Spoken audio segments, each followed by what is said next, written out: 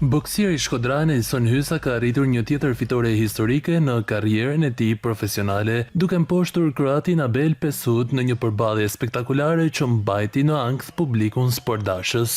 Me këtë triumf, Hysa ka siguruar 2 tituj të rëndësishëm ndërkombëtar, duke forcuar pozitën e tij si një nga emrat më të suksesshëm të boksit shqiptar në arenën ndërkombëtare.